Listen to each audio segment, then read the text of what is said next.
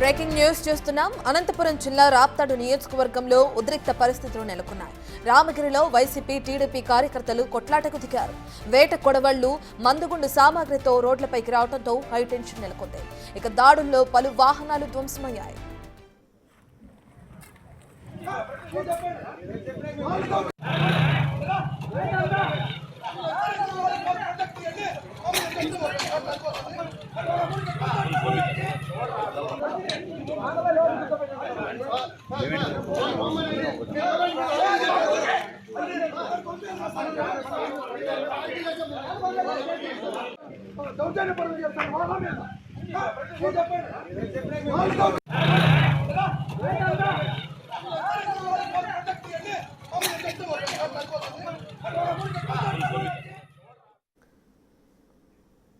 దాడులకు సంబంధించిన పూర్తి డీటెయిల్స్ అందించడానికి మా ప్రతినిధి యోగానంద్ అందుబాటులో ఉన్నారు.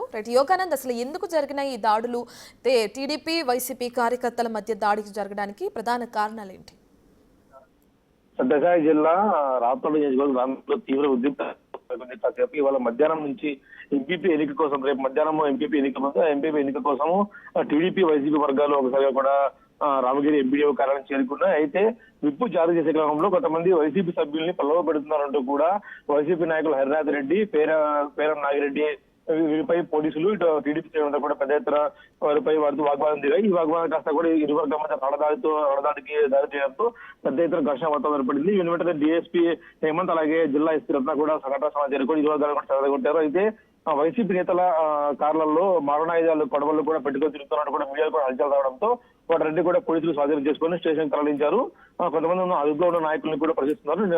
గలాట కోసం వచ్చారు, దీనికి వచ్చారని కూడా వారికి అధిపతిలో పోలీసులు చెప్పే అవకాశం ఉంది. అయితే విధంగా మాజీ ప్రకాష్ రెడ్డి రామగిరికి వస్తున్నా కూడా ఆయన మార్గ మధ్యంలో పెనుగొండ దగ్గర సుమన్నేపల్లి దగ్గర ఆయన అడ్డుకొని పోలీస్ స్టేషన్ తరలించారు. అయితే రామగిరి పట్టణంలో రేపటికి కూడా పూర్తిగా 140 సెక్షన్ విధించే అవకాశం పరిశీలిస్తున్నారు పోలీసులు. ఎందుకంటే రేపు మరింతగా కూడా ఘర్షణ జరిగే అవకాశం ఉంది కాబట్టి, ఎంపీపీ ఎన్నిక ఉంది కాబట్టి ఎన్నింటి దృష్టిలో ఉంచుకొని భారీ ఎత్తున పోలీసు బలగాలతో కూడా బందోబస్తు కల్పిస్తారు. రత్న.